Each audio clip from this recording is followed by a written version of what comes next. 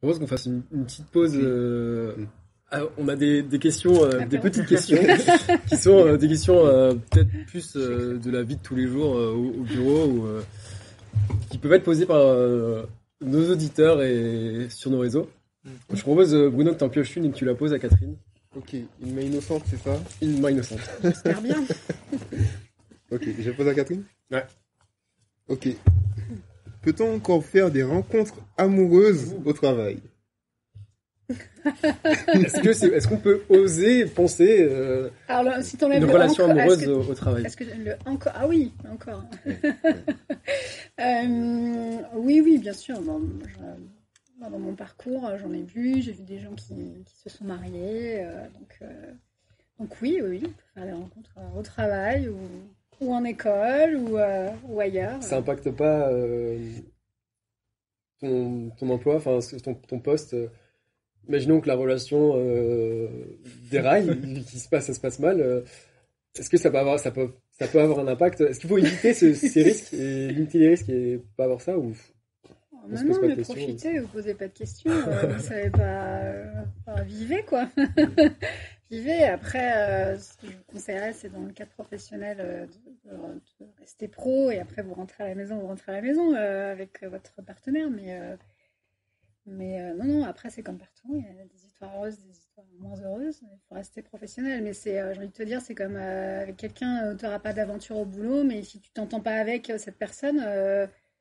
Parce qu'elle tape sur le système, il faudra quand même que tu arrives à travailler avec. Au boulot, on te demande de travailler, hein, c'est un milieu professionnel, donc il faut savoir mettre un peu ces a priori ou ces mésententes de côté pour bosser, pour avancer. Et je dérive un peu de la question. Est-ce qu'on peut faire ami-ami avec ses collègues, du coup? Est-ce qu'on peut, tant qu'on arrive à travailler au bureau, on peut faire ce qu'on veut à l'extérieur et il n'y a pas de problème à ce niveau-là?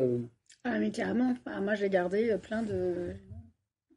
J'ai rencontré des super amis chez Coca-Cola, même avant le premier institut d'études dans lequel j'étais, chez Sephora, des super copains, des super copines. Donc, on s'est vu en dehors, on a fait la fête. Alors, j'ai moins de risques de publication de photos très étranges sur les réseaux, ça se faisait pas trop encore. Mais ouais, non, au contraire, moi j'ai rencontré des gens super sympas. Toi, Bruno, ton point de vue par rapport à ça? Alors, mon point de vue, je vais dire que faut quand même faire attention. Si tu parlais des amitiés et tout, faut pas oublier que tu es sur un lieu de travail et je vais prendre un exemple. On avait eu un cours sur comment discuter avec ses collègues. Parce que il y avait un exemple d'un manager qui parlait à un de ses employés. Et il lui faisait des blagues. Il pensait qu'ils étaient amis. Mais les blagues, en fait, étaient vexantes pour le gars, qui était plus bas, donc ne disait rien. Qui accumulait. À la fin, il y a eu un événement grave qui s'est passé. Donc, le manager, en fait, faisait de l'harcèlement. Ouais, on peut être amis à l'extérieur, mais au bureau, il faut essayer de garder un cadre. Faut garder un cadre. Après, l'ami qui te fait toujours des blagues douteuses, je sais pas si c'est vraiment un ami. C'est un ami, c'est ça. Ouais. Donc, faut faire aussi attention aux propos qu'on dit, à comment on réagit. On n'est pas non plus on est sur un lieu professionnel. Donc parfois on a des statuts par rapport à un autre qui font que l'interaction peut être différente. Donc faut faire aussi attention à ça. Mais dans les boîtes, je pense que, je sais pas si tu vas me rejoindre sur ça, mais on t'apprend quand même à interagir. Tu as des chartes pour dire tu as le droit de faire ça, tu n'as pas le droit de faire ci. Donc à partir de ça, quand tu connais tes limites et puis que tu sais que, ok, tu peux parler amicalement avec les gens, mais tout en respectant chacun, là c'est bon. Après, tu ne deviens pas ami avec tout le monde. Hein. Après, tu ne deviens pas ami avec tout le monde. Les gens, ça reste tes collègues. Et Voilà. puis il y a d'autres personnes où tu sens que tu as des affinités Voilà, tu vas boire un coup après le boulot, et puis voilà, les complicités qui s'installent, et ça vient avec le temps, mais ça n'empêche pas effectivement de rester professionnel après dans le cadre du travail, quoi. Parce que moi, j'avais, il y avait même, ça peut être même utilisé comme une stratégie. Alors, tu as la personne qui va faire comme si c'est ton ami. Ouais. J'ai peur de ce que tu vas dire.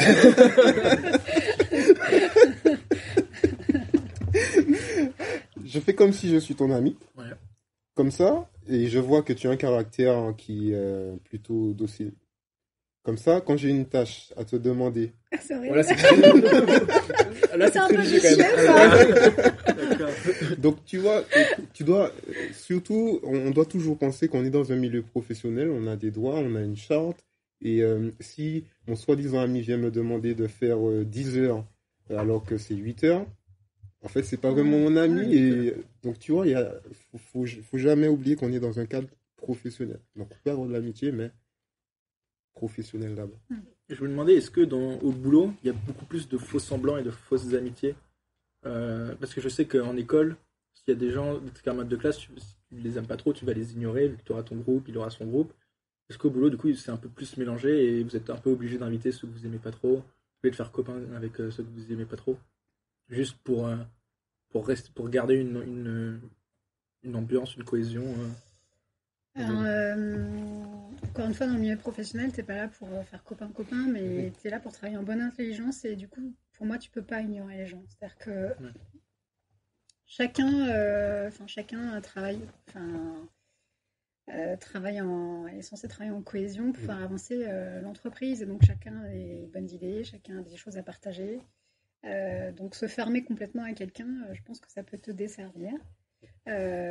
Parfois, tu vas avoir besoin d'un service, la personne, tu seras bien contente de la retrouver, de la trouver pour qu'elle t'aide. C'est pas pour ça qu'il faut en faire ton meilleur ami, mais c'est juste travailler correctement avec les gens. On te demande pas de les fréquenter. Si tu les aimes pas, bah tu iras plus volontiers boire un café avec quelqu'un d'autre, mais c'est du respect, quoi. C'est dire bonjour, c'est échanger un minimum. Non, c'était plutôt dans l'autre mais sens. Mais pas ignorer, tu vois, pas ignorer. Après, je sais plus ce que je disais, c'est pas grave. Et puis, tu peux peut-être toucher une autre question. Vas-y, Bruno, et après. Et puis, de toutes les façons, comme tu disais, tu vas pas aimer tout le monde dans l'entreprise, mais tu es là pour faire prospérer l'entreprise, et pour faire prospérer l'entreprise, tu dois créer un bon climat. S'il n'y a pas de bon climat, ça marche pas. Tu vois. Donc, tu as même des gens dans l'entreprise, tu as la psychologue du travail, tu as des gens pour permettre de créer un bon climat. Tu as la RSE maintenant, c'est responsabilité sociale d'entreprise, qui veut remettre l'humain au centre de tout. Donc, c'est important d'avoir ce côté humain pour valoriser chacun. Tu vois. Si tu n'aimes pas quelqu'un, parle-lui par mail. Non, mais je rigole. Non, mais ça arrivera. Il y a des gens qui n'aimera pas. Il y a des gens qui rencontrent pas. C'est justement la question, c'est est-ce que du coup tu dois faire semblant de bien les apprécier? Parce que imaginez, vous vous dites tous, venez, on va boire une bière après le boulot. Ça, je l'ai déjà vu. Et toi, t'as pas forcément envie qu'il soit là, t'as pas forcément envie de lui parler, il s'assoit en face de toi, tu dois faire semblant de. Oui. Mais ça peut t'arriver aussi dans la vie de tous les jours. Ça peut t'arriver. Oui, mais c'est moins, vrai que moins en tant qu'étudiant travail, que dans le monde du travail où le cercle est beaucoup plus petit, c'est ça que je veux dire. Moi, je dirais surtout, un des trucs qu'il faut éviter, c'est qu'on a des rancœurs, de parler de ces rancœurs aux autres collègues, propager un climat qui est néfaste par rapport à un autre. Ça, je l'ai déjà vu, et ça n'amène rien de bon. Mais si tu n'aimes pas quelqu'un, juste tu l'as mis de son côté, tu fais ton travail, tu lui parles professionnellement, vous avez des meetings et tout sur le cadre professionnel, et puis voilà, tu rentres chez toi, et puis c'est fini. Tu parles d'expérience là, Anatole? Non, justement, si mes collègues me regardent, je vous aime tous. Pas de souci. Mais justement, c'est pour ça que le manager, il doit être là pour ça, pour aussi voir quand il y a des tensions, quand il y a des conflits, pour essayer de gérer ça. Prendre une personne à part, lui dire je sens que ça va pas. Alors moi, j'ai rencontré plusieurs managers qui ne s'en mêlaient surtout pas. Voilà, et après, je pense qu'on est suffisamment grand aussi pour gérer tout seul. Parfois c'est difficile, hein, mais les managers. Mais je sais pas si pour toi, chez Kuga, c'était comme ça, mais il y avait aussi des actions qui étaient mises pour que justement les gens interagissent entre eux. Et Donc, puis alors, des entre événements de team building, etc. team building, ouais, Ouais. des trucs comme ça. Ouais. Qui peuvent aider aussi à rapprocher créer les la gens cohésion. qui n'ont pas l'habitude de travailler ensemble. Ouais. On va peut-être passer à deuxième et dernière question. Je pioche. Pas trop dur, hein? Ah, elle est bien cette question. Hmm. Tu gagnes l'auto. Est-ce que tu continues ton boulot? Ben oui, parce que moi, comme je dis, hein, je suis très sur le côté humain. Ouais. Et à travers mon projet, j'ai décelé un problème qu'il y avait. Et au-delà du côté monétaire, il faut forcément le côté monétaire. Si tu n'as pas le côté monétaire, ça ne fonctionne pas ton projet. Mais au-delà de ça, c'est vraiment apporter ma solution, donc vraiment aider des candidats à ne pas vivre ce que moi j'ai vécu. Ok. Donc, qui était assez difficile. Donc, voilà. Et donc, si je gagne au loto, c'est clair que je m'achète une maison en Martinique. Mais je continue mon projet à côté quand même. Ouais. Et ben, ça me donnera justement les fonds que je n'ai pas pour booster ma start-up. Et d'ailleurs, j'ai une question, c'est si tu es en train de monter une start-up, pourquoi tu es sur Toulouse? Pourquoi tu veux pas... Parce que tu pourrais théoriquement le faire en Martinique, ça, non? Ben, c'est les limites de la Martinique. C'est bon, on a 2-3 incubateurs. Quand on a fait le tour des incubateurs, c'est pas comme dans l'Hexagone où si tu as fait le tour de 2-3 incubateurs à Toulouse, tu peux aller à Montpellier, tu peux aller. Donc j'avais cette opportunité de venir ici et en plus l'incubateur qui est ici, franchement, il est top et il est lié au domaine de l'ingénierie. Okay. Donc c'est un point supplémentaire qui m'a fait choisir l'incubateur toulousain. Et puis Toulouse, c'est une ville que j'aime bien. Hein. J'ai passé 4 ans ici. C'est l'une des meilleures villes de France pour ceux qui... Donc, on va faire le tour des villes de France. On pourra faire un classement après pour tout le monde. Pour tout le monde. Mais voilà. Mais sinon, l'objectif quand même, c'est si ça se développe bien, ce serait un peu de rapporter un peu à la Martinique. Parce que si j'avais quitté l'Angleterre pour aller en Martinique pour fonder ma start-up, c'était parce que on a un problème. S'il y a une fuite des cerveaux, en Martinique, je sais pas comment ça s'appelle. Ce n'est plus une fuite, c'est... je sais pas. Donc, on a un gros problème sur ce niveau-là. Donc, moi, mon objectif, quand même, c'est de développer ici, avoir la base de clients, etc. Parce que mon projet se veut à une échelle nationale. Et comme c'est du digital, revenir là-bas pour essayer d'amener de l'emploi, pour essayer d'amener du dynamisme côté technologie.